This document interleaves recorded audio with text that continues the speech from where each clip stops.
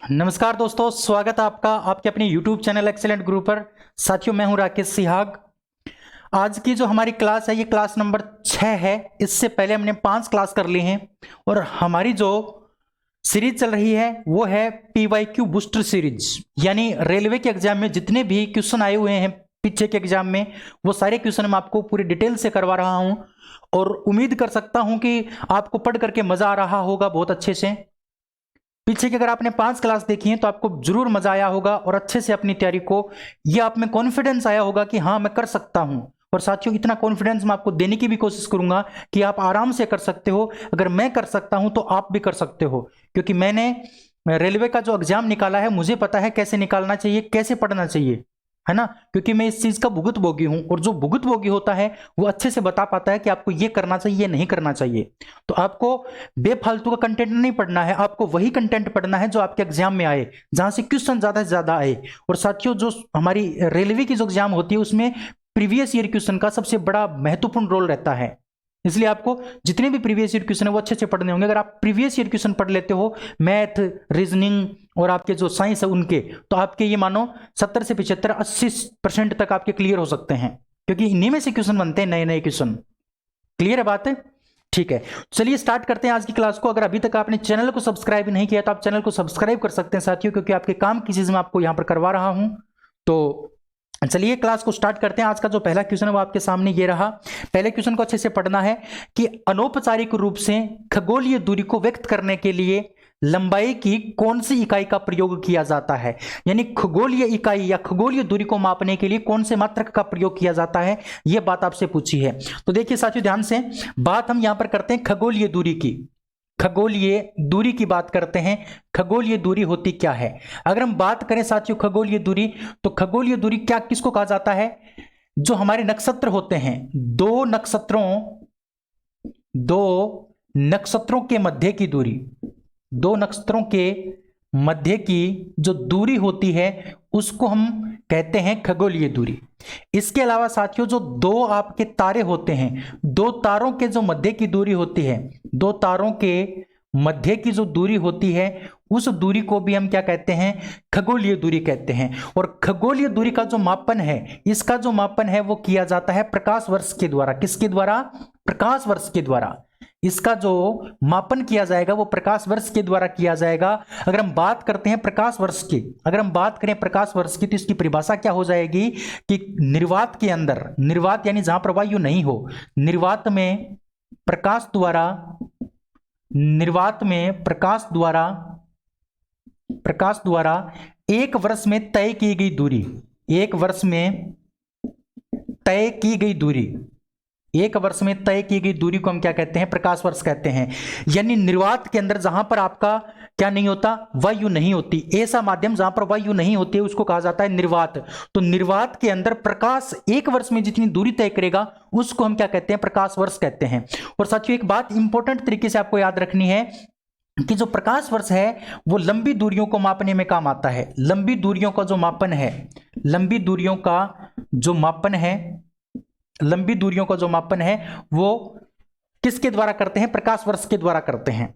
इसके अलावा ध्यान रखना है साथियों, प्रकाश वर्ष के द्वारा किस किस की दूरी को मापा जाता है? तो एक तो आपके नक्षत्र हो गए, नक्षत्रों की दूरी, और एक आपके जो तारे हो गए, तारे, उनकी दूरी, तारों के मध्य की दूरी, तारों के मध्य की दूरी का मापन इसके द्वारा किया जाता है। इसके अलावा एक बात और याद रखोगे, एक प्रकाश वर्ष का जो मान है वो मीटर में कितना होता है? एक प्रकाश वर्ष का मान मीटर में होता है 9.46 गुणा 10 की घात 15 मीटर। ये आंकड़ा भी, ये डाटा भी आपको याद रखना है। ये डाटा कई बार पूछ लिया गया है कि प्रकाश वर्ष का मान मीटर में कितना होता है, तो आप याद रखोगे 9.46 गुणा 10 की घात 15 मीटर। इसके अलावा एक इंपॉर्टेंट बात आप नोट में याद रखोगे कि जो दूरी है, दूरी की सबसे बड़ी इकाई, सबसे बड़ी इकाई का मतलब सबसे बड़ा जो मात्रक है वो क्या है? तो याद रखोगे साथियों, पारसेक। सबसे बड़ा मात्रक पारसेक है। यानी कहने का मतलब पारसेक जो है ना वो प्रकाश वर्ष से भी बड़ा होता है। और याद रखोगे आप, एक पारसेक का मान, एक पारसेक का मान प्रकाश वर्ष में कितना होता है, तो 3.26 प्रकाश वर्ष। एक पारसेक का मान 3.26 प्रकाश वर्ष के बराबर होता है। यह आंकड़ा आपको अच्छे से याद रखना, यह क्वेश्चन भी कई बार पूछ लिया है। इसके अलावा एक बात और याद रखोगे, एक पारसेक का जो मान है वो मीटर में कितना होता है, तो मीटर में मान होता है 3.08 गुणा 10 की घात 16 मीटर। यह मीटर में मान होता है पारसेक का। इतनी सारी बातें इस क्वेश्चन के बारे में आपको याद रखनी थी। तो आपका जो क्वेश्चन था वो ये था कि खगोलीय दूरियों का वेग मापन करने के लिए हम किसका प्रयोग करते हैं, तो साथियों किसका प्रयोग करते हैं, प्रकाश वर्ष का प्रयोग करते हैं। ऑप्शन नंबर जो सी है वो इस क्वेश्चन का क्या हो जाएगा, सही आंसर हो जाएगा ऑप्शन नंबर सी। इसका स्क्रीनशॉट आप लेना चाहो तो साथियों स्क्रीनशॉट ले लीजिए, फिर हम आगे बात करते हैं नेक्स्ट क्वेश्चन की। ठीक है, चलिए 2 नंबर क्वेश्चन आपके सामने ये रहा। 2 नंबर क्वेश्चन का अच्छे से आपको जवाब देना है। 2 नंबर क्वेश्चन का अच्छे से आपको जवाब देना है। पढ़िए 2 नंबर क्वेश्चन को, उसके बाद इस क्वेश्चन का आंसर आपको बताना है। और साथियों एक बात और, आपको कॉपी के अंदर साइड में लिखते चलना है कि आपके कौन सा क्वेश्चन का आंसर क्या है, किस क्वेश्चन का आंसर क्या है।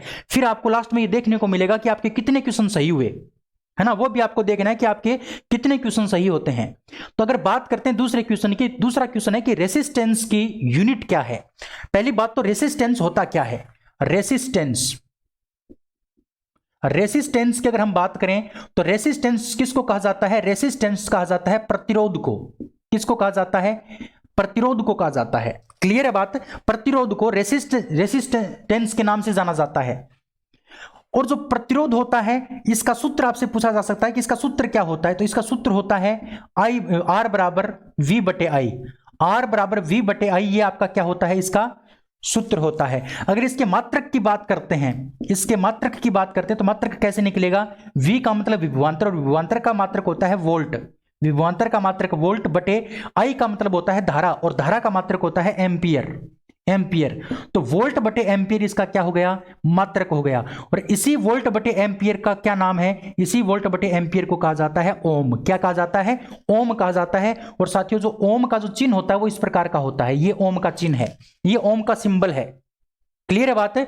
तो आपका जो क्वेश्चन पूछा था वो ये पूछा था कि रेसिस्टेंस का मात्रक क्या है, तो रेसिस्टेंस का मात्रक हो जाएगा आपका ओम। यानी ऑप्शन नंबर जो आपका सी है वो बिल्कुल सही आंसर इस क्वेश्चन का हो जाएगा, ऑप्शन नंबर सी। इसके अलावा ऑप्शन नंबर बी में आपको दे रखा है वाट, और वाट मैं आपको कई बार बता चुका हूं, वाट आपका शक्ति का मात्रक होता है। किसका मात्रक, शक्ति का मात्रक। इसके बाद ऑप्शन नंबर जो ए है उसमें दे रखा है एम्पियर। एम्पियर किसका मात्रक है, तो धारा का मात्रक है एम्पियर। इसके अलावा आपका जो डी ऑप्शन में दे रखा है वो दे रखा है वोल्ट। वोल्ट किसका मात्रक है, विभवांतर का मात्रक है। क्लियर है बात है। इतनी सारी बातें इस क्वेश्चन के बारे में ध्यान रखनी थी। चलिए नेक्स्ट क्वेश्चन, 3 नंबर क्वेश्चन आपके सामने है। अब ये इस क्वेश्चन को देखिए आप, कितनी बार ये क्वेश्चन पूछा गया है, कितनी बार ये क्वेश्चन पूछा गया है। और साथियों लेटेस्ट क्वेश्चन है, ये नहीं है कि बहुत ज्यादा पुराना है।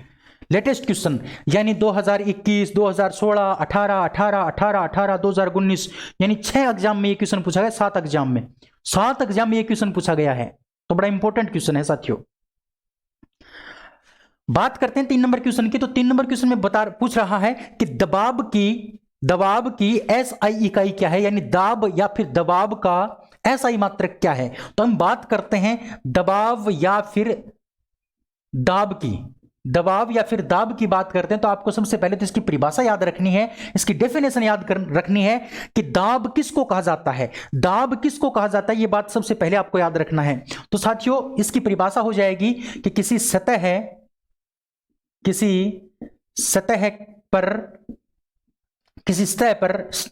के एकांक क्षेत्रफल पर लगने वाला बल क्या कहलाता है, लगने वाला जो बल है वो कहलाता है आपका दाब। कोई भी आपकी सतह हो सकती है, जैसे मान लो ये सतह हो सकती है, तो इसके जितने क्षेत्रफल पर दाब जो लगेगा जो बल लगेगा उस बल को हम क्या कहेंगे, उस बल को कहेंगे दाब। कोई भी सतह हो सकती है आपकी, उस सतह के एकांक क्षेत्रफल के ऊपर जितना बल लगेगा उस बल को कहा जाता है दाब। और साथियों दाब के अगर हम सूत्र की बात करें तो इसका सूत्र भी आपको याद रखना है। इसका सूत्र हो जाता है, दाब का सूत्र हो जाता है बल बटे क्षेत्रफल। बल बटे क्षेत्रफल इसका क्या हो जाएगा, सूत्र हो जाएगा। अब इस सूत्र के आधार पर इसका हम क्या निकालेंगे, मात्रक निकालेंगे। सूत्र के आधार पर इसका हम क्या निकालेंगे, मात्रक निकालेंगे। तो देखिए साथियों बल का मात्रक होता है न्यूटन, बल का मात्रक होता है न्यूटन बटे क्षेत्रफल का मात्रक होता है मीटर स्क्वायर। या तो आपको यह दिया मिलेगा ऑप्शन में, या तो ये दिया मिलेगा। और इसी को ही क्या कहा जाता है, न्यूटन बटे मीटर स्क्वायर को ही कहा जाता है पास्कल। क्या कहा जाता है, पास्कल। और ये जो पास्कल है ना साथियों, यही इसकी क्या है, एसआई इकाई है। पास्कल ही इसकी क्या है, एसआई इकाई। लेकिन ध्यान रखना साथियों, या तो आपको ये दिया मिलेगा पास्कल नाम, या फिर ये दिया मिलेगा, दोनों में से एक दिया मिलेगा आपको, दोनों में से आपको एक जरूर मिलेगा, या तो ये मिलेगा या फिर ये मिलेगा। अब आपको ये देखना है कि ऑप्शन में कौन सा है। तो ऑप्शन नंबर ए को देखो, न्यूटन प्रति वर्ग सेंटीमीटर। सेंटीमीटर नहीं हो सकता क्योंकि यहां पर तो क्या है, मीटर है। दूसरा देखो, न्यूटन वर्ग मीटर। न्यूटन वर्ग मीटर का मतलब तो ये हो गया कि न्यूटन वर्ग मीटर यानी मीटर स्क्वायर, ये हो जाएगा आपस में गुणा, मतलब इसमें प्रति नाम नहीं दे रखा। प्रति का मतलब होता है बट्टा, लेकिन यहां पर तो क्या है, बट्टा है। तो इसको हम किस प्रकार से लिख सकते हैं, इसको इस प्रकार से लिख सकते हैं, देखो पहले लिखेंगे न्यूटन, न्यूटन, और इस बट्टा को लिखेंगे प्रति, और इस स्क्वायर को लिखेंगे वर्ग, और मीटर को हम क्या लिख देंगे, मीटर। तो यानी न्यूटन प्रति वर्ग मीटर, यही आपका क्या हो जाएगा, क्वेश्चन का आंसर हो जाएगा। ऑप्शन नंबर आप देख लो कौन सा सही है। तो ऑप्शन नंबर इसका जो साथियों सी है, वो बिल्कुल क्या हो जाएगा, correct answer, option number C. बताओ समझ में आया कि नहीं आया। इस प्रकार से इस क्वेश्चन को करना है। तो पहले इसकी परिभाषा याद रखनी है, उसके बाद इसका सूत्र याद रखना है, और इस सूत्र के आधार पर हम क्या निकाल सकते हैं, इसका मात्रक निकाल सकते हैं, क्योंकि बल का मात्रक न्यूटन है और क्षेत्रफल का मात्रक मीटर स्क्वायर है। तो इसको कैसे लिखेंगे, न्यूटन का न्यूटन लिख दिया, इस बट्टा को लिखेंगे प्रति, और स्क्वायर को लिखेंगे वर्ग, और मीटर को लिख देंगे मीटर। तो न्यूटन प्रति वर्ग मीटर, ऑप्शन नंबर सी आपका इस क्वेश्चन का करेक्ट आंसर होगा। ठीक है, चलिए 4 नंबर क्वेश्चन आपके सामने है। 4 नंबर क्वेश्चन को अच्छे से पढ़िए, इसका आंसर आपको देना है। 4 नंबर क्वेश्चन को पढ़ो अच्छे से। 4 नंबर क्वेश्चन है कि पृथ्वी से लेकर सूर्य तक की अनुमानित दूरी को क्या कहा जाता है, या फिर अनुमानित दूरी की यूनिट क्या है। पृथ्वी से लेकर सूर्य के मध्य की दूरी। मैं आपको दो बात बताऊंगा साथियों। सबसे पहले हम बात करते हैं, 1 नंबर में आपको ए में दे रखा है light year. Light year, light years की अगर बात करते हैं तो इसको कहा जाता है, लाइट ईयर्स को कहा जाता है प्रकाश वर्ष। हिंदी में क्या कहते हैं, इसको प्रकाश वर्ष कहते हैं। अब ये भी मैंने बताया था कि जो प्रकाश वर्ष होता है, ये 2 तारों के मध्य की दूरी ज्ञात करने के काम आता है। 2 तारों के मध्य की दूरी, 2 तारों के मध्य की दूरी, 2 तारों के मध्य की दूरी ज्ञात करने में किसका प्रयोग करते हैं, प्रकाश वर्ष का प्रयोग करते हैं। या फिर 2 नक्षत्रों के मध्य की दूरी, 2 नक्षत्रों के मध्य की दूरी ज्ञात करने में हम किसका प्रयोग करते हैं, प्रकाश वर्ष का। और मैंने एक बात और बताई थी, एक प्रकाश वर्ष का जो मान है वो मीटर में कितना होता है, मीटर में होता है 9.46 गुणा 10 की घात 15 मीटर। ये मीटर में मान होता है किसका, प्रकाश वर्ष का। क्लियर है बात। ये तो प्रकाश वर्ष की बात हो गई। ऑप्शन नंबर जो बी आपको दे रखा है साथियों, वो दे रखा है एस्ट्रोनॉमिकल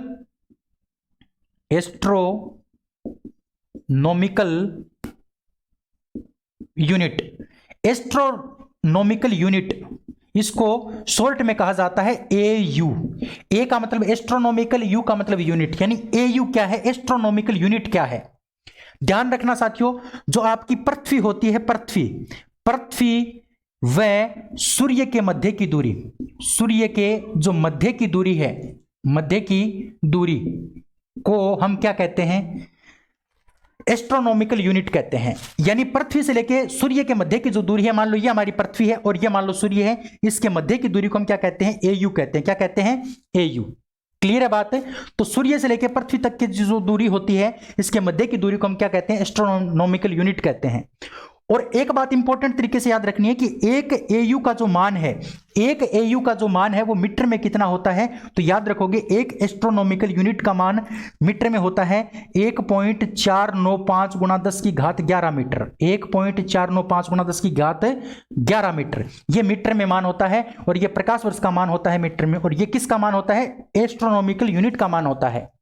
तो आपको यही क्वेश्चन पूछा था कि पृथ्वी से लेकर सूर्य के मध्य की दूरी को हम किसके द्वारा मापते हैं। तो याद रखना साथियों, एस्ट्रोनॉमिकल यूनिट के द्वारा मापते हैं, एस्ट्रोनॉमिकल यूनिट के द्वारा। अगर इसी क्वेश्चन में 2 तारों की बात करता तो इसका आंसर क्या हो जाता, आपका प्रकाश वर्ष हो जाता। क्योंकि इसमें जो पृथ्वी है वो एक प्रकार का तारा नहीं है। सूर्य तो तारा है लेकिन पृथ्वी तारा नहीं है। तो जो प्रकाश वर्ष है वो 2 तारों के मध्य की दूरी होती है, और जो एस्ट्रोनॉमिकल यूनिट होती है वो पृथ्वी से लेकर सूर्य के मध्य की दूरी को कहा जाता है। तो ऑप्शन नंबर आपका जो बी है वो इस क्वेश्चन का क्या होगा, सही आंसर होगा। ऑप्शन नंबर सी में आपको दे रखा है केल्विन। और केल्विन किसका मात्रक होता है साथियों, ताप का मात्रक होता है केल्विन। ऑप्शन नंबर डी में आपको दे रखा है जूल, और जूल किसका मात्रक होता है? तो याद रखोगे जो जूल होता है साथियों वो होता है आपका कार्य का मात्रक, और इसके साथ साथ आपकी जो ऊर्जा होती है उसका मात्रक भी क्या होता है? जूल होता है। इतनी सारी बातें आपको याद रखनी है इस क्वेश्चन के बारे में। आगे बढ़ते हैं नेक्स्ट क्वेश्चन। 5 नंबर क्वेश्चन आपके सामने है, अच्छे से पढ़ो इस क्वेश्चन को, फिर आगे बात करते हैं हम इस क्वेश्चन की। 5 नंबर क्वेश्चन को पढ़िए अच्छे से। क्वेश्चन है कि बल की इकाई क्या है, यानी बल का हमें क्या करना है? बल का हमें मात्रक निकालना है। अगर हम बल की बात करते हैं तो बल का सूत्र होता है द्रव्यमान गुणा त्वरण, द्रव्यमान गुणा त्वरण, ये इसका सूत्र होता है। अब इस सूत्र के आधार पर इसका क्या निकालेंगे? हम मात्रक निकालेंगे। वैसे तो हमें पता है कि बल का मात्रक न्यूटन होता है, बल का मात्रक न्यूटन होता है, लेकिन अगर आप ऑप्शन को देखोगे ना तो ऑप्शन के अंदर न्यूटन नहीं दे रखा।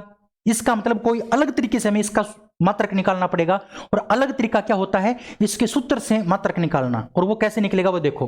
तो बल का जो मात्रक होता है वो होता है, बल का जो सूत्र होता है वो होता है द्रव्यमान गुणा त्वरण, और द्रव्यमान को हम किसके द्वारा दर्शाते हैं? केजी के द्वारा, यानी द्रव्यमान का जो मात्रक होता है वो केजी होता है, गुणा त्वरण का सूत्र होता है वेग बटे समय। त्वरण का सूत्र क्या होता है? वेग बटे समय। अगर हम इसको आगे बढ़ाएं, आगे सोल्व करें तो केजी का केजी गुणा वेग का जो मात्रक होता है वो होता है मीटर प्रति सेकंड, मीटर बटे सेकंड, और 1 में समय और है, समय का मात्रक 1 सेकंड और हो गया। कितने सेकंड हो गए? 2 सेकंड। यानी ये जो सेकंड है ये तो इस वेग में आया था, और ये जो सेकंड है ये इस समय का सेकंड है। क्लियर है बात है? आगे करेंगे तो केजी का केजी हो गया, गुणा मीटर का मीटर हो गया, बटे सेकंड को सेकंड से गुणा करेंगे, क्या बनेगा? सेकंड की स्क्वायर। इसको हम कैसे लिख सकते हैं? देखो, केजी का केजी लिख दिया, मीटर को हम लिख देंगे एम से। अब देखो, या तो हम इस प्रकार से लिख सकते हैं इसको, ये प्रति बट्टा का चिन्ह लगा के एस स्क्वायर लिख सकते हैं, एस का मतलब सेकंड, या फिर इसको इस प्रकार से भी लिखा जा सकता है केजी मीटर, और ये जो एस है ये नीचे की साइड था, इसको ऊपर लेके जाएंगे तो ये घात माइनस की हो जाएगी, प्लस की ये क्या हो जाएगी? माइनस की। या तो आपको ऑप्शन में ये दिया मिलेगा या फिर ऑप्शन में आपको ये दिया मिलेगा। अब आपको देखना है कि कौन सा दे रखा है, तो साथियों ये दे रखा है आपको, तो ऑप्शन नंबर जो बी है वो इस क्वेश्चन का क्या होगा? राइट आंसर होगा। बात एक ही है दोनों में, लेकिन ये तो बट्टा का चिन्ह लगा दिया, और यहां से अगर हम बट्टा का चिन्ह हटाएंगे तो ये घात प्लस की थी, ये क्या हो जाएगी? माइनस की हो जाएगी। तो ऑप्शन नंबर आपका जो बी है वो इस क्वेश्चन का क्या होगा? करेक्ट आंसर होगा। और ये 2021 एनटीपीसी के एग्जाम में ये क्वेश्चन आया था। क्लियर है बात है? तो ये सूत्र आपको याद होंगे तभी ये क्वेश्चन कर पाओगे आप। नेक्स्ट 6 नंबर क्वेश्चन आपके सामने साथियों। 6 नंबर क्वेश्चन को अच्छे से पढ़ो, इसका आंसर आपको देना है। 6 नंबर क्वेश्चन देखो क्या है कि बल की एसआई यूनिट क्या है। तो अभी भी मैंने बताया था बल का जो मात्रक होता है, वैसे अगर निकालना चाहो तो पहले आपको ऑप्शन देखना। ऑप्शन में क्या दे रखा है? केल्विन, न्यूटन, पास्कल, वोल्ट, यानी इसमें वो तो नहीं दे रखा, फैला के तो नहीं दे रखा, इसका तो छोटा रूप दे रखा है। इसका मतलब बल का जो हो जाएगा वो क्या हो जाएगा? आपका न्यूटन हो जाएगा। क्या हो जाएगा? न्यूटन। क्लियर है? इसके अलावा केल्विन किसका होता है? केल्विन होता है आपका ताप का। इसके अलावा एक दे रखा है आपको पास्कल। पास्कल किसका होता है? अभी अभी मैंने थोड़ी देर पहले बताया था, पास्कल होता है दाब का मात्रक, पास्कल दाब का मात्रक होता है। और वोल्ट किसका मात्रक होता है? वोल्ट होता है आपका विभवांतर या फिर विभव का मात्रक, विभव या फिर विभवांतर का मात्रक आपका वोल्ट होता है। ये सारी बातें इस क्वेश्चन के बारे में याद रखोगे आप। क्लियर है? चलिए आगे बढ़ते हैं। नेक्स्ट क्वेश्चन ये रहा 7 नंबर क्वेश्चन आपके सामने। 7 नंबर क्वेश्चन को पढ़ लीजिए अच्छे से। पहले 7 नंबर क्वेश्चन है कि निम्नलिखित में से कौन सी मात्रा और उसकी एसआई इकाई सही रूप से सुमेलित नहीं है, यानी इसमें से कौन सी ऐसी इकाई है जो सही रूप से सुमेलित नहीं है, वो आपको बताना है। देखिए पहले को देखो ध्यान से। पहले में दे रखा है आपको फ्रीक्वेंसी। फ्रीक्वेंसी, अगर हम फ्रीक्वेंसी की बात करते हैं तो फ्रीक्वेंसी को हिंदी में कहा जाता है आवृत्ति। क्या कहा जाता है? आवृत्ति। और आवृत्ति का जो मात्रक होता है, आवृत्ति का जो मात्रक होता है वो होता है हर्ट्ज। आवृत्ति का मात्रक क्या होता है? हर्ट्ज होता है। ये तो बिल्कुल सही सुमेलित है, ये तो बिल्कुल सही है। ऑप्शन नंबर बी को देखते हैं। ऑप्शन नंबर बी में दे रखा है magnetic flux. Magnetic flux, magnetic flux को कहा जाता है चुंबकीय फ्लक्स।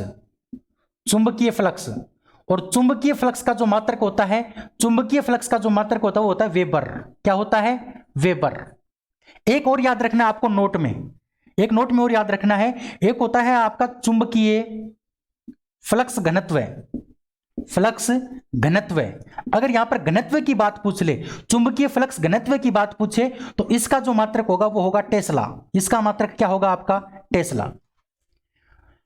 ऑप्शन नंबर बी को ध्यान से देखो, इसमें दे रखा है मैग्नेटिक फ्लक्स। तो मैग्नेटिक फ्लक्स का जो मात्रक होगा वो तो होगा वेबर, लेकिन इसके आगे दे क्या रखा है, टेस्ला दे रखा है। इसका मतलब यही गलत है, यही सुमेलित नहीं है। तो ऑप्शन नंबर आपका जो बी है वो करेक्ट आंसर हो जाएगा। टेस्ला जो होता है ना, टेस्ला वो किसका मात्रक होता है, टेस्ला होता है चुंबकीय फ्लक्स घनत्व का मात्रक, लेकिन यहां पर आगे घनत्व नहीं है, घनत्व नहीं है, तो इसका मात्रक क्या होगा आपका वेबर होगा।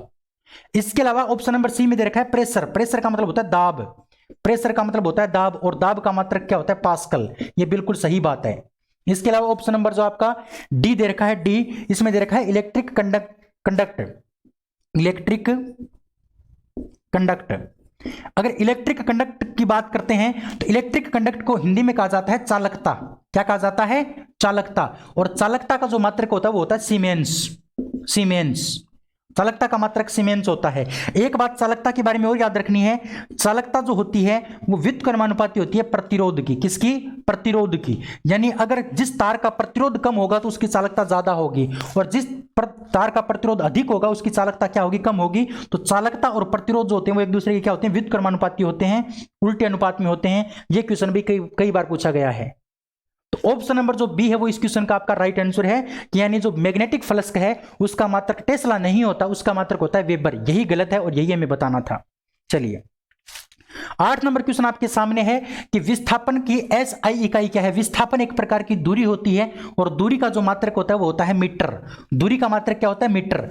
तो मीटर ऑप्शन देखो कौन सा है, मीटर ऑप्शन है आपका option number A. Option number A आपका बिल्कुल राइट आंसर हो जाएगा क्वेश्चन नंबर 8 का। ठीक है, चलिए आगे बढ़ते हैं। 9 नंबर क्वेश्चन आपके सामने है, अच्छे से पढ़िए 9 नंबर क्वेश्चन को, कि कौन सा नियम कहता है कि रासायनिक अभिक्रिया में द्रव्यमान को न तो उत्पन्न किया जा सकता और न ही नष्ट किया जा सकता। ये कौन सा नियम है। 4 नियम आपको दे रखे हैं, चारों नियम आपको याद होने चाहिए, तब आप इस क्वेश्चन का सही से आंसर दे पाओगे। तो पहले इन चारों नियमों की बात करते हैं। सबसे पहले में दे रखा है स्थिर अनुपात का नियम। 1 नंबर दे रखा है आपको स्थिर अनुपात का नियम, स्थिर अनुपात का नियम। स्थिर अनुपात का जो नियम है, इस नियम का जो प्रतिपादन किया था, इसका जो प्रतिपादन किया था वो किया था जोसेफ प्राउस्ट नाम के व्यक्ति ने। जोसेफ प्राउस्ट, जोसेफ प्राउस्ट नाम का एक वैज्ञानिक था। जोसेफ प्राउस्ट ने इस स्थिर अनुपात के नियम का क्या किया था, प्रतिपादन किया था। एक बात। दूसरी बात, इस नियम में क्या कहा गया है, कि इस नियम में यह कहा गया है कि कोई यौगिक होता है, यौगिक होता है, उस यौगिक के जो तत्व होते हैं, उस यौगिक के जो तत्व होते हैं, उन तत्वों का जो द्रव्यमान है, यौगिक के तत्वों का जो द्रव्यमान है, जो द्रव्यमान है वो क्या होता है, निश्चित अनुपात में होता है, निश्चित अनुपात में होता है, निश्चित अनुपात में होता है। यही बात इस नियम में कही गई है। जैसे मान लो कि आपका अमोनिया है, अमोनिया NH3, तो अमोनिया के अंदर नाइट्रोजन और हाइड्रोजन का जो अनुपात है वो हमेशा समान रहेगा, कभी भी बदलेगा नहीं। अमोनिया के अंदर नाइट्रोजन और हाइड्रोजन का अनुपात हमेशा क्या रहेगा, समान रहेगा। इसी प्रकार से अगर हम बात करते हैं H2O यानी जल की, तो जल भी एक प्रकार का यौगिक है, क्योंकि इसमें 2 प्रकार के तत्व हैं, एक आपका होता है, एक हाइड्रोजन है, एक ऑक्सीजन है। तो इसका अनुपात है वो हमेशा 2:16 यानी 1:8 हमेशा बना रहेगा। यह अनुपात कभी भी बदलता नहीं है, यह अनुपात क्या रहता है, स्थिर रहता है। और इसमें रहता है 14:3, ये 14:3 हमेशा समान बना रहता है, कभी भी बदलता नहीं है। यानी कहने का मतलब कोई भी यौगिक होता है, उस यौगिक के जो तत्व होते हैं, उन तत्वों का जो द्रव्यमान होता है वो हमेशा क्या बना रहता है, निश्चित अनुपात में बना रहता है। यही आपका क्या होता है, स्थिर अनुपात का नियम होता है। और स्थिर अनुपात का नियम किसने प्रतिपादित किया था, तो याद रखना जोसेफ प्राउस्ट ने प्रतिपादित किया था। ठीक है, ऑप्शन नंबर बी में दे रखा है व्युत्क्रम अनुपात। ऑप्शन नंबर बी में दे रखा है व्युत्क्रम अनुपात का नियम, व्युत्क्रम अनुपात का नियम। अगर हम बात करते हैं व्युत्क्रम अनुपात के नियम की, तो सबसे पहले बात आ जाती है साथियों, इसको किसने खोजा था, व्युत्क्रम अनुपात को किसने खोजा था। तो याद रखना साथियों, इसका जो प्रतिपादन किया था, इसका जो प्रतिपादन किया था उसका नाम था जेरेमिस रिक्टर। जेरेमिस रिक्टर नाम का एक वैज्ञानिक था। तो जेरेमिस रिक्टर नाम के वैज्ञानिक ने व्युत्क्रम अनुपात के नियम की क्या की थी, खोज की थी, या फिर इसका प्रतिपादन किया था जेरेमिस रिक्टर ने। अच्छा, इस नियम में क्या बताया गया है, इस नियम में यह बताया गया है कि कोई तत्व है, कोई तत्व मान लो कोई तत्व A है, कोई तत्व ए है तो वो ए है वो बी व सी के साथ क्या करता है, संयोग करता है। बी व सी के साथ क्या करता है, संयोग करता है अलग अलग से।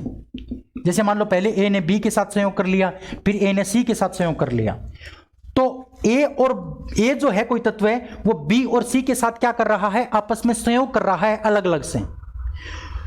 तो आपस में जब ये बी और सी आपस में संयोग करेंगे, बी और सी आपस में संयोग करेंगे, आपस में जब संयोग करेंगे तो इनका अनुपात वही होगा जो ए के साथ था।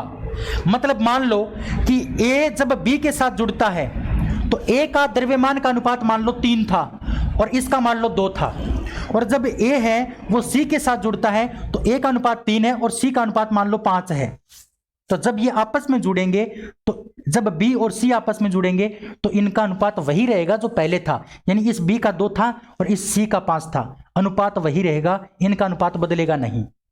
यानी जब ए किसी तत्व बी और सी के साथ संयोग करता है और जब ये दोनों संयोग करते हैं आपस में, भी ए बी के साथ करता है, ए सी के साथ करता है, ये तो बात अलग है, लेकिन जब ये आपस में दोनों जब आपस में संयोग करेंगे ना, आपस में संयोग करेंगे तो इनका अनुपात वही रहेगा जो क्या था, इस बी और सी का इस ए के साथ में था। इस ए के साथ में बी और सी का जो अनुपात था वही अनुपात रहेगा जब ये आपस में जुड़ेंगे, इनका अनुपात बदलेगा नहीं। यही आपका क्या होता है, व्युत्क्रम अनुपात का नियम होता है। व्युत्क्रम अनुपात का नियम आपको शायद समझ में आया होगा। इसके अलावा ऑप्शन नंबर जो सी दे रखा है उसमें दे रखा है ऊर्जा संरक्षण का नियम। ऊर्जा संरक्षण का नियम, ऊर्जा जो संरक्षण का नियम है इसका जो प्रतिपादन किया था वो आपको याद रखना है। इसका प्रतिपादन किया था रॉबर्ट मेयर नाम के व्यक्ति ने। रॉबर्ट मेयर नाम का व्यक्ति था, वैज्ञानिक था, इसने ऊर्जा संरक्षण के नियम का प्रतिपादन किया था। ऊर्जा संरक्षण के नियम में क्या बताया गया है कि जो ऊर्जा होती है, ऊर्जा जो होती है उसको न तो नष्ट करते हैं, न तो नष्ट किया जा सकता और न उत्पादन किया जा सकता, न उत्पन्न किया जा सकता, नष्ट कर सकते, न उत्पन्न कर सकते। किसको? ऊर्जा को। ऊर्जा का जो नियम है, ऊर्जा संरक्षण का नियम, इसमें यह बात बताई गई है कि ऊर्जा को न तो उत्पन्न कर सकते हैं न ही ऊर्जा को नष्ट कर सकते हैं। ऊर्जा को केवल क्या कर सकते हैं, रूपांतरित कर सकते हैं, यानी ऊर्जा का जो रूपांतरण होता है वो संभव होता है। जैसे हमने विद्युत ऊर्जा को किस में बदल दिया, ध्वनि ऊर्जा में बदल दिया, ध्वनि ऊर्जा को विद्युत ऊर्जा में बदल दिया। इस प्रकार से हम रूपांतरित कर सकते हैं, इसको हम बना नहीं सकते, इसको हम क्या कर सकते हैं, रूपांतरित कर सकते हैं। तो यानी कहने का मतलब ऊर्जा का जो रूपांतरण होता है वो संभव होता है, लेकिन इनको न तो उत्पन्न कर सकते न ही नष्ट कर सकते। ये बात किस में कही गई है, ये बात आपके ऊर्जा संरक्षण के नियम में कही गई है। अब हम बात करते हैं किसकी, ऑप्शन नंबर डी यानी द्रव्यमान संरक्षण के नियम की। द्रव्यमान संरक्षण का नियम, अगर हम द्रव्यमान संरक्षण के नियम की बात करते हैं तो यह किसने प्रतिपादित किया था, तो याद रखना इसका जो प्रतिपादन किया गया था उस वैज्ञानिक का नाम था एंटोनी लेवोजियर। एंटोनी लेवोजियर नाम का वैज्ञानिक था, इसने द्रव्यमान संरक्षण के नियम का प्रतिपादन किया था। और इसमें क्या बताया गया कि जो द्रव्यमान होता है उस द्रव्यमान को न तो हम नष्ट कर सकते, न तो क्या कर सकते, नष्ट कर सकते, और न ही इसको क्या कर सकते हैं, उत्पन्न कर सकते हैं। न ही नष्ट कर सकते हैं और न ही उत्पन्न कर सकते हैं। यह बात किसके अंदर बताई गई है, यह बताई गई है द्रव्यमान संरक्षण के नियम के अंदर। किसके अंदर? द्रव्यमान संरक्षण के नियम के अंदर। इसके अलावा इस द्रव्यमान संरक्षण के नियम में एक बात और बताई गई है कि जो आपकी संतुलित समीकरण होती है, संतुलित रासायनिक समीकरण, जो समीकरण होती है, समीकरण जो संतुलित होती है, संतुलित समीकरण इसी पर आधारित होती है। इसी पर क्या होती है, आधारित। यानी आपकी जो संतुलित समीकरण होती है, संतुलित रासायनिक समीकरण, वो किस नियम पर आधारित होती है, तो याद रखोगे साथियों, द्रव्यमान संरक्षण के नियम पर आधारित होती है संतुलित रासायनिक समीकरण। क्लियर है बात है?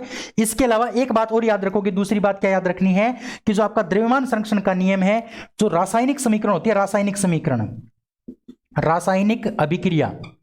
रासायनिक अभिक्रिया में द्रव्यमान अपरिवर्तित रहता है। द्रव्यमान अपरिवर्तित रहता है।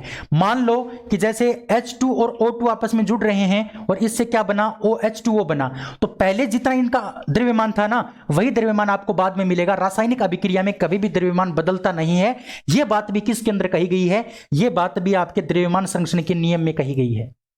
तो ये इतनी सारी बातें आपको याद रखनी इन चारों नियमों के बारे में। इसका स्क्रीनशॉट पहले ले लीजिए और फिर अपनी कॉपी में इनको नोट कर लीजिए, आपको अच्छे से समझ में आएगा।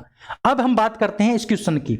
अब क्वेश्चन में क्या कहा गया है कि कौन सा नियम यह कहता है कि रासायनिक अभिक्रिया में ना तो हम द्रव्यमान को उत्पन्न कर सकते और ना ही द्रव्यमान को नष्ट कर सकते। तो ये किस नियम के आधार पर है? तो साथियों याद रखना, ऑप्शन नंबर जो डी है वो आपका क्या होगा, बिल्कुल सही आंसर होगा। बताओ समझ में आया कि नहीं आया? क्लियर है? आगे बढ़ते हैं फिर 10 नंबर क्वेश्चन। 10 नंबर क्वेश्चन है कि संतुलित रासायनिक समीकरण किसके अनुसार होता है या किसके अनुरूप होता है संतुलित रासायनिक समीकरण? तो अभी अभी मैंने बताया साथियों, जो संतुलित रासायनिक समीकरण होता है वो किस नियम पर आधारित होता है? तो द्रव्यमान संरक्षण के नियम पर आधारित होता है। यानी ऑप्शन नंबर जो ए है, 10 नंबर का जो ऑप्शन नंबर ए है वो क्या हो जाएगा, आपका सही हो जाएगा, ऑप्शन नंबर ए। क्लियर है बात है? संतुलित रासायनिक समीकरण किसके ऊपर आधारित होता है? द्रव्यमान संरक्षण के नियम पर आधारित होता है। आगे बढ़ते हैं। 11 नंबर क्वेश्चन आपके सामने है कि एक रासायनिक अभिक्रिया के दौरान अभिकारकों और उत्पादों के द्रव्यमानों का योग जो होता है वो अपरिवर्तित रहता है। यानी द्रव्यमान अपरिवर्तित रहता है, द्रव्यमान अपरिवर्तित रहता है रासायनिक अभिक्रिया में। यह बात किस नियम में कही गई है? तो यह बात मैंने अभी बताई है कि रासायनिक अभिक्रिया के अंदर द्रव्यमान क्या रहते हैं, अपरिवर्तित रहते हैं। यह बात भी किसके अंदर बताई गई है? द्रव्यमान संरक्षण के नियम में बताई गई है। तो आपका जो 11 नंबर क्वेश्चन है इसका ऑप्शन नंबर डी क्या होगा, बिल्कुल करेक्ट होगा, option number D, option number D. Clear है बात है? ठीक है, आगे बढ़े फिर। 12 नंबर क्वेश्चन आपके सामने है कि निम्नलिखित वैज्ञानिकों में से किसने स्थिर अनुपात के नियम का प्रतिपादन किया था? स्थिर अनुपात के नियम का प्रतिपादन किसने किया था? तो यह बता रखा मैंने, स्थिर अनुपात के नियम का जो प्रतिपादन किया था वो जोसेफ प्राउस्ट नाम के वैज्ञानिक ने किया था। किसने किया था? Joseph Proust. यानी ऑप्शन नंबर जो बी है वो इस क्वेश्चन का क्या होगा, आपका करेक्ट आंसर होगा, ऑप्शन नंबर बी। क्लियर है बात है? तो मैं इसको मिटा देता हूं, ये मैंने यहां से मिटा दिया। अब समझो इसको कि आपको पूछा है कि स्थिर अनुपात का जो नियम है, स्थिर अनुपात का जो नियम है इसका प्रतिपादन किसने किया था? तो स्थिर अनुपात के नियम का प्रतिपादन किया था जोसेफ प्राउस्ट ने। इसके अलावा साथियों जो स्थिर अनुपात का नियम है इसको निश्चित अनुपात के नियम भी कहा जाता है। इसको निश्चित अनुपात का नियम भी कहा जाता है, अनुपात का नियम भी कहा जाता है। याद रखना, इसको निश्चित अनुपात के नियम के नाम से भी जाना जाता है। ऑप्शन नंबर जो ए दे रखा है उसमें दे रखा है Antony Lavoisier, Antony Lavoisier.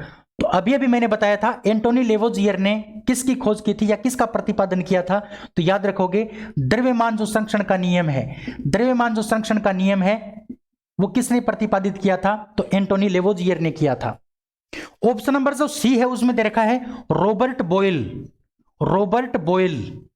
Robert जो बॉयल नाम का वैज्ञानिक है इसने किसकी खोज की थी, किसने किसका प्रतिपादन किया था?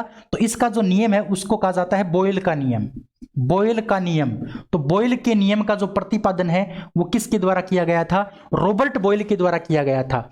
और इस बॉयल के नियम में क्या बताया गया है वो देखो, इस बॉयल के नियम में यह बताया गया है कि निश्चित ताप पर जो गैस का आयतन होता है, गैस का आयतन, निश्चित ताप के ऊपर जो गैस का आयतन होता है वो व्युत्क्रमानुपाती होता है किसके? दाब के, किसके? दाब के। गैस का आयतन व्युत्क्रमानुपाती होता है दाब के। ये बात किसके अंदर बताई गई है? ये बात बताई गई है बॉयल के नियम में। बॉयल के नियम में क्या कहा गया कि अगर ताप आपका निश्चित है, अगर ताप आपका टेम्परेचर अगर निश्चित है तो गैस का जो आयतन होगा वो किसके व्युत्क्रमानुपाती हो जाएगा? दाब के व्युत्क्रमानुपाती हो जाएगा। यह बात बॉयल के नियम में बताई गई है। ऑप्शन नंबर जो डी दे रखा है उसमें दे रखा है जैक्स चार्ल्स, जैक्स चार्ल्स। अगर हम जैक्स चार्ल्स की बात करते हैं तो इसने जो नियम दिया था उसका नियम, इस नियम का नाम था चार्ल्स का नियम, चार्ल्स या फिर वॉल्यूम का नियम, वॉल्यूम का नियम, चार्ल्स या फिर वॉल्यूम का नियम। चार्ल्स या वॉल्यूम का नियम किसके द्वारा दिया गया था? जैक्स चार्ल्स के द्वारा दिया गया था। और इस नियम में क्या बताया गया है? इस नियम में यह बताया गया है कि अगर निश्चित दाब है आपका, दाब क्या है, निश्चित है। यहां पर बॉयल में क्या था, ताप निश्चित था, और यहां पर क्या निश्चित है, दाब निश्चित है। क्लियर है बात है। अगर निश्चित दाब है तो गैस का जो आयतन होगा, गैस का जो आयतन होगा वो समानुपाती हो जाएगा ताप के, किसके, ताप के समानुपाती हो जाएगा। यह बात बताई गई थी किसके अंदर, चार्ल्स के नियम में। चार्ल्स का नियम है वो दाब निश्चित रखता है, और बॉयल का नियम है वो ताप निश्चित रखता है। क्लियर है बात है। याद कैसे रखोगे, मैंने कैसे याद कर रखा है, मैंने इस प्रकार से याद कर रखा है। देखो यहां पर बॉयल, बॉयल का मतलब उबलना, और उबलता किसके द्वारा है, ताप के द्वारा। उबलेगा किसके द्वारा, ताप के द्वारा, तो इसमें ताप निश्चित रहेगा। इस प्रकार से मैंने याद कर रखा है। बॉयल मतलब उबलना, और उबलेगा किसके द्वारा, ताप के द्वारा, तो इसमें क्या होगा, ताप निश्चित रहेगा। तो ताप निश्चित तो दाब के आयतन क्या होगा, व्युत्क्रमानुपाती, और यहां पर दाब निश्चित है तो ताप के आयतन क्या हो जाएगा, समानुपाती। ये आपके नियम थे। ऑप्शन नंबर जो इसका करेक्ट आंसर था वो था ऑप्शन नंबर बी। इस क्वेश्चन का ऑप्शन नंबर बी आपका सही आंसर हो जाएगा। क्लियर है बात है। आगे बढ़े फिर, चलिए 13 नंबर क्वेश्चन। 13 नंबर क्वेश्चन आपके सामने है कि निश्चित अनुपात का नियम किसके द्वारा दिया गया था। तो अभी अभी मैंने बताया कि निश्चित अनुपात का जो नियम है वो जोसेफ प्राउस्ट के द्वारा दिया गया था। ऑप्शन नंबर जो बी है वो इस क्वेश्चन का क्या हो जाएगा, करेक्ट आंसर। इसके अलावा ऑप्शन नंबर सी में दे रखा है एंटोनी लेवोजियर। एंटोनी लेवोजियर ने किसकी खोज की थी या किसका नियम दिया था, तो द्रव्यमान संरक्षण का नियम दिया था। इसके अलावा इसमें एक ऑप्शन नंबर ए में दे रखा है जॉन डोल्टन। जॉन डोल्टन, अगर हम डोल्टन की बात करते हैं साथियों, जॉन डोल्टन की बात करते हैं, देखो जॉन डोल्टन, अगर हम जॉन डोल्टन की बात करें तो जो प्रथम परमाणु मॉडल है, प्रथम परमाणु मॉडल, प्रथम परमाणु मॉडल किसके द्वारा दिया गया, तो उसका नाम है जॉन डोल्टन। प्रथम बार या पहली बार जो परमाणु के बारे में समझाया गया था वो डोल्टन के द्वारा समझाया गया था। 1803 ईस्वी में, 1803 में परमाणु की जो खोज की थी वो भी किसने की थी, परमाणु की जो खोज है वो भी डोल्टन साहब ने की थी 1803 ईस्वी में। इसके अलावा इसमें ऑप्शन नंबर जो डी दे रखा है वो दे रखा है बर्जीलियस। बर्जीलियस, बर्जीलियस के बारे में एक बात आपको याद रखनी है, बर्जीलियस है इसको आधुनिक रसायन विज्ञान का, आधुनिक रसायन विज्ञान का जनक कहा जाता है।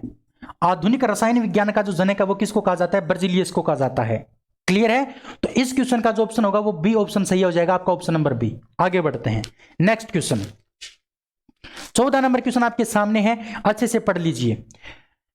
क्वेश्चन है आपका कि निश्चित अनुपात के नियम के अनुसार, यानी निश्चित अनुपात का नियम क्या होता है। तो मैंने अभी अभी बताया था निश्चित अनुपात का नियम क्या होता है। निश्चित अनुपात के नियम की अगर बात करते हैं तो इसको मैं मिटा देता हूं, ये आपने लिख रखा है ऊपर निश्चित अनुपात का नियम, और मैंने आपको बताया था कि निश्चित अनुपात का जो नियम है या फिर जो स्थिर अनुपात का नियम है उसका प्रतिपादन जोसेफ प्राउस्ट के द्वारा किया गया था। और इसमें क्या बताया गया है, इसमें बताया गया है कि कोई भी आपका यौगिक होता है, कोई भी आपका यौगिक होता है, उस यौगिक के जो तत्व होते हैं उन तत्वों का जो द्रव्यमान है, उन तत्वों का जो द्रव्यमान है, इसका जो द्रव्यमान है वो निश्चित अनुपात में होता है। क्या होता है, निश्चित अनुपात में होता है। यह अनुपात कभी भी बदलता नहीं है, हमेशा स्थिर बना रहता है। यह बात आपके स्थिर अनुपात या फिर निश्चित अनुपात के नियम में बताई गई है। तो इसमें से आपको पढ़ के देखना है। तो इसका जो ऑप्शन नंबर सी हो जाएगा ना, ऑप्शन नंबर सी, वो बिल्कुल करेक्ट हो जाएगा। ऑप्शन नंबर सी, ध्यान से देखो ऑप्शन नंबर सी को, कि रासायनिक पदार्थ में तत्व हमेशा द्रव्यमान के निश्चित अनुपात में होता है। तो देखो तत्व हमेशा, तत्वों का जो द्रव्यमान है वो हमेशा क्या होता है, निश्चित अनुपात में। और यही बात आपको याद रखनी है इस निश्चित अनुपात के नियम में। तो ऑप्शन नंबर सी आपका क्या होगा, बिल्कुल करेक्ट होगा। ठीक है, चलिए 15 नंबर क्वेश्चन आपके सामने है। 15 नंबर क्वेश्चन का आंसर आपको देना है। पढ़िए 15 नंबर क्वेश्चन को, क्या है 15 नंबर क्वेश्चन। 15 नंबर क्वेश्चन है कि प्राचीन काल के जानवरों, पौधों एवं अन्य जीवों के संरक्षित अवशेषों का या फिर चिन्हों का जो अध्ययन है वो विज्ञान क्या कहलाता है। यानी जो प्राचीन काल के जानवर हो गए, प्राचीन काल के पौधे हो गए, या प्राचीन काल के अन्य कोई जीव हो गए, उनका अध्ययन करना, उनके अवशेषों का अध्ययन करना, उनके अवशेषों का अध्ययन करना क्या कहलाता है, तो साथियों जीवाश्म विज्ञान कहलाता है। लेकिन हम बात करते हैं ऑप्शन नंबर ए की। ऑप्शन नंबर ए में दे रखा है आपका नृविज्ञान। नृविज्ञान, और नृविज्ञान को कहा जाता है एंथ्रोपोलॉजी। क्या कहा जाता है, एंथ्रोपोलॉजी, इसको कहा जाता है एंथ्रोपोलॉजी। अगर हम एंथ्रोपोलॉजी की बात करते हैं तो एंथ्रोपोलॉजी के अंदर मानव का जो विकास होता है, मानव का जो विकास होता है उसका क्या करते हैं, अध्ययन करते हैं। मानव के विकास, उसके रीति रिवाज, उसका जो इतिहास होता है, उसकी जो संस्कृति होती है, इसका अध्ययन किस में होता है? नृविज्ञान या फिर एंथ्रोपोलॉजी में होता है। ऑप्शन नंबर जो बी दे रखा है वो दे रखा है आपका पुरातत्व विज्ञान। पुरातत्व विज्ञान, अगर हम पुरातत्व विज्ञान की बात करते हैं तो इसको कहा जाता है आर्कियोलॉजी। क्या कहा जाता है? आर्कियोलॉजी। और पुरातत्व विज्ञान में हम क्या करते हैं? पुरातात्विक जो अवशेष होते हैं, उनका क्या करते हैं? अध्ययन करते हैं। पुरातात्विक अवशेषों का अध्ययन करते हैं। ऑप्शन नंबर सी है आपका जीवाश्म विज्ञान। और जीवाश्म विज्ञान को हम क्या कहते हैं? पेलेंटोलॉजी के नाम से भी जानते हैं। पेलेंटोलॉजी। और पेलेंटोलॉजी में किसका प्रयोग अध्ययन करते हैं? पेलेंटोलॉजी में हम जो प्राचीन काल के जो जानवर हैं, जो पौधे हैं और जो अन्य जीव, इन जीवों के अवशेषों का जो अध्ययन है वो कहां पर करते हैं? तो हम करते हैं जीवाश्म विज्ञान में। ऑप्शन नंबर जो डी है साथियों वो है आपका औषधि विज्ञान या फिर औषधि विज्ञान। और औषधि विज्ञान जो है ना, उसको हिंदी में कहा जाता है फार्माकोलॉजी। क्या कहा जाता है? फार्माकोलॉजी के अंदर हम किसका प्रयोग करते हैं, किसका अध्ययन करते हैं? औषधियों का अध्ययन करते हैं, यानी जड़ी बूटियों का अध्ययन करते हैं। जड़ी जो बूटियां हैं उनका अध्ययन किसके अंदर होता है? औषध विज्ञान में होता है, जड़ी बूटियों का अध्ययन। तो इस क्वेश्चन के बारे में आपको याद रखना था। ऑप्शन नंबर सी इस क्वेश्चन का क्या हो जाएगा? करेक्ट आंसर हो जाएगा ऑप्शन नंबर सी। ठीक है, आगे बढ़े। चलिए, ये रहा 16 नंबर क्वेश्चन आपके सामने। जीवाश्मों के अध्ययन को क्या कहा जाता है? तो जीवाश्म का जो अध्ययन होता है उसको क्या कहा जाता है? जीवाश्म विज्ञान कहा जाता है। ऑप्शन नंबर आपका सी बिल्कुल। ऑप्शन नंबर जो बी है वो क्या होगा? इस क्वेश्चन का सही आंसर होगा ऑप्शन नंबर बी। आगे बढ़ते हैं। 17 नंबर क्वेश्चन, पेलेंटोलॉजी किसके अध्ययन से संबंधित है? पेलेंटोलॉजी, देखो पेलेंटोलॉजी किसके अध्ययन से संबंधित है? प्राचीन काल के जो जानवर हैं, पौधे हैं और जो अन्य जीवों के अवशेषों से संबंधित है। यानी कहने का मतलब जो पेलेंटोलॉजी है वो जीवाश्म के विज्ञान से संबंधित है, यानी पेलेंटोलॉजी जीवाश्म के अध्ययन से संबंधित है। तो ऑप्शन नंबर जो आपका बी है वो क्या हो जाएगा? बिल्कुल करेक्ट हो जाएगा ऑप्शन नंबर बी। क्लियर है बात? ऑप्शन नंबर बी आपका क्या होगा? Right answer. पेलेंटोलॉजी में किसका अध्ययन होता है? तो जीवाश्मों का अध्ययन होता है पेलेंटोलॉजी में। आगे देखिए 18 नंबर क्वेश्चन, पादप विज्ञान में किसका अध्ययन किया जाता है? तो देखो इस क्वेश्चन को हम डिटेल से पढ़ते हैं, फिर आपको अच्छे से समझ में आएगा। क्वेश्चन है आपका कि पेलेंटोलॉजी में हम किसका अध्ययन करते हैं? सॉरी, पादप विज्ञान या फिर फाइटोलॉजी में हम किसका अध्ययन करते हैं? पादप विज्ञान या फिर फाइटोलॉजी की बात करते हैं, फाइटोलॉजी। तो जो आपका पादप विज्ञान या फिर जो फाइटोलॉजी होता है, इसमें हम पौधों का अध्ययन करते हैं। किसका अध्ययन करते हैं? पौधों का। ठीक है, लेकिन ऑप्शन नंबर ए में दे रखा है मानव रचना या फिर मानव शरीर रचना। मानव जो शरीर रचना होती है इसको विज्ञान में कहा जाता है एनाटॉमी। अगर आपको क्वेश्चन पूछ लिया जाए कि एनाटॉमी में किसका अध्ययन होता है, तो एनाटॉमी में मानव शरीर की जो रचना होती है उसका अध्ययन होता है। और जो हमारे एनाटॉमी जो होती है उसमें चीर-फाड़ यानी ऑपरेशन का भी अध्ययन किया जाता है। ऑपरेशन का, चीर-फाड़ का अध्ययन भी किसके अंदर होता है? एनाटॉमी में होता है। इसके अलावा आपका जो ऑप्शन नंबर जो सी है उसमें दे रखा है शुद्ध मात्रिकी को कहा जाता है पोसोलॉजी। क्या कहा जाता है? पोसोलॉजी। और जो पोसोलॉजी शब्द है ये औषधि विज्ञान में काम आता है। किसमें? औषधि विज्ञान में ये काम आता है। औषधि विज्ञान में ये काम आता है। और पोसोलॉजी का जो अर्थ होता है वो क्या होता है? वो देखो, इसका अर्थ होता है औषधियों की उपयुक्त मात्रा का अध्ययन। औषधियों की उपयुक्त मात्रा का अध्ययन करना क्या कहलाता है? पोसोलॉजी कहलाता है। यानी कि कौन सी औषधि कितनी देनी है, उसकी मात्रा कितनी देनी है। कोई औषधि ज्यादा नहीं दे दें, कोई औषधि कम नहीं दे दें, यानी उसकी जो डोज है ना, उसका अध्ययन करना पोसोलॉजी कहलाता है या फिर शुद्ध मात्रिकी कहलाता है। इसी प्रकार से मनोविज्ञान को क्या कहा जाता है? साइकोलॉजी। मनोविज्ञान को विज्ञान में क्या कहते हैं? साइकोलॉजी कहते हैं। साइकोलॉजी। एक होता है साइकोलॉजी तो होता है मनोविज्ञान, और साइटोलॉजी होता है कोशिकाओं का अध्ययन करना। किसका अध्ययन? कोशिकाओं का अध्ययन। कोशिकाओं का जो अध्ययन है उसको कहा जाता है साइटोलॉजी, और साइकोलॉजी किसको कहा जाता है? मनोविज्ञान को। क्लियर है बात है? तो ऑप्शन नंबर जो इसका बी है वो बिल्कुल करेक्ट होगा, ऑप्शन नंबर बी। सही है बात, समझ में आई? चलिए आगे बढ़ते हैं। नेक्स्ट 18 नंबर क्वेश्चन आपके सामने है कि 19 नंबर क्वेश्चन है कि ऑन्कोलॉजी किस बीमारी के उपचार से जुड़ा है? ऑन्कोलॉजी। चलिए इस क्वेश्चन को भी हम डिटेल से करते हैं। पहले इस क्वेश्चन को अच्छे से पढ़ो, इस क्वेश्चन को अच्छे से पढ़ो कि ऑन्कोलॉजी किस बीमारी के उपचार से जुड़ा है? ऑन्कोलॉजी समझो पहले। ऑप्शन नंबर ए में दे रखा आपका अस्थि सुशीरता। अस्थि सुशीरता, अस्थि सुशीरता जो है इसको कहा जाता है ओस्टियोपोरोसिस। ओस्टियोपोरोसिस इसको इंग्लिश में कहते हैं ओस्टियोपोरोसिस। ये जो है ना, ये एक प्रकार का रोग है, और रोग भी किससे संबंधित? हड्डियों से संबंधित रोग है। हड्डियों से संबंधित रोग है।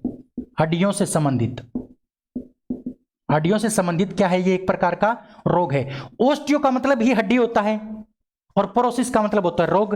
तो ओस्टियोपोरोसिस का मतलब हड्डियों का रोग, और ये जो रोग होता है ये उम्र बढ़ने पर होता है। उम्र बढ़ने पर होता है। आपने देखा होगा जो बूढ़े लोग होते हैं उनके पैर दर्द करने लगते हैं, उनके जोड़ दर्द करने लगते हैं, वो किस रोग के कारण करते हैं? तो उस रोग का नाम है ओस्टियोपोरोसिस। हिंदी में कहा जाता है अस्थि सुशीरता, और यह रोग है किससे संबंधित? हड्डियों से संबंधित। ऑप्शन नंबर जो बी दे रखा है वो दे रखा है मधुमेह है। ऑप्शन नंबर बी क्या दे रखा है आपका? मधुमेह है। अगर मधुमेह की बात करते हैं तो इसको कहा जाता है डायबिटीज। क्या कहते हैं? इसको डायबिटीज कहते हैं। और ये किसकी कमी से होता है? तो इंसुलिन की कमी से ये रोग होता है। इंसुलिन की कमी से। अगर हमारे शरीर में इंसुलिन की कमी हो जाती है तो हमारे कौन सा रोग हो जाता है? मधुमेह रोग हो जाता है, डायबिटीज रोग हो जाता है। इस रोग में होता क्या है? इस रोग में होता क्या है? हमारा जो रक्त होता है, रक्त, उस रक्त के अंदर शर्करा की मात्रा बढ़ जाती है, शुगर की मात्रा बढ़ जाती है, शर्करा की मात्रा में वृद्धि हो जाती है। शर्करा की मात्रा में अगर वृद्धि हो जाती है हमारे रक्त में तो उसको हम क्या कह देते हैं? मधुमेह या फिर डायबिटीज रोग कह देते हैं। ऑप्शन नंबर जो सी है उसमें देखा है कैंसर। अगर कैंसर की बात करते हैं तो साथियों कैंसर होता क्या है कि हमारी कोई कोशिका होती है, कोई कोशिका होती है, वो कोशिका अनियंत्रित रूप से वृद्धि करने लगती है।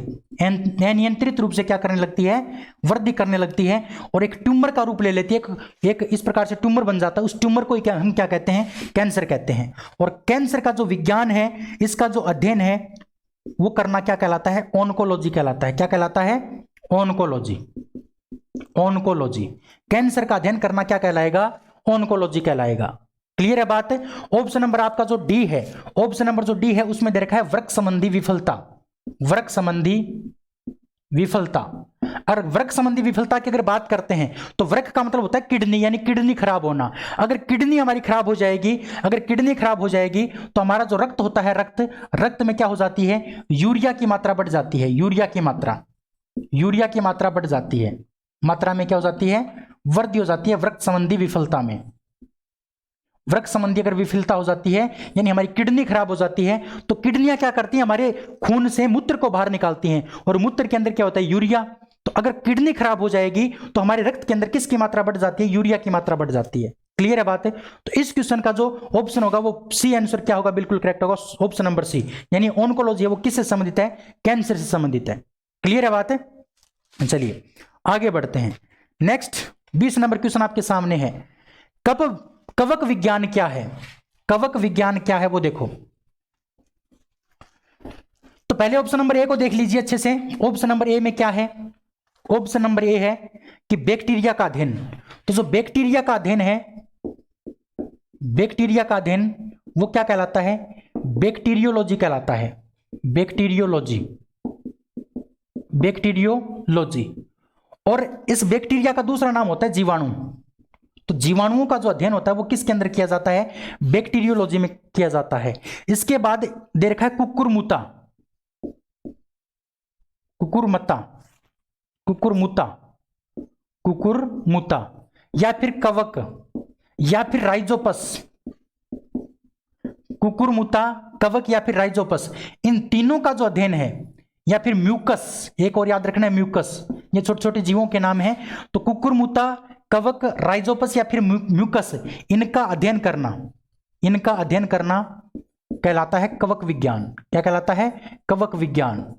और कवक विज्ञान को ही हम क्या कहते हैं? कवक विज्ञान को ही कहते हैं माइकोलॉजी। क्या कहते हैं? माइकोलॉजी। इंग्लिश में इसको कहा जाता है माइकोलॉजी। तो कुकुरमुता, कवक, राइजोपस, म्यूकस, इन सभी का जो अध्ययन है वो कहलाता है कवक विज्ञान, और कवक विज्ञान को क्या कहते हैं? माइकोलॉजी। तो आपको यही पूछा था कवक विज्ञान क्या है, तो कवक विज्ञान जो है वो कुकुरमुता का अध्ययन है। ऑप्शन नंबर जो बी है वो इस क्वेश्चन का राइट आंसर है। लेकिन बात करते हैं सी की। सी में दे रखा है वायरस का अध्ययन, और वायरस का अध्ययन किया जाता है वायरोलॉजी में। किसके अंदर? वायरोलॉजी में वायरस का अध्ययन किया जाता है। ऑप्शन नंबर जो डी दे रखा है वो दे रखा है परजीवियों का अध्ययन। किसका अध्ययन साथियों? परजीवियों का अध्ययन। अगर हम परजीवियों के अध्ययन की बात करते हैं, परजीवियों का अध्ययन, अगर हम परजीवियों के अध्ययन की बात करते हैं तो परजीवियों का अध्ययन कहलाता है पैरासाइटोलॉजी। पैरासाइटोलॉजी कहलाता है परजीवियों का अध्ययन।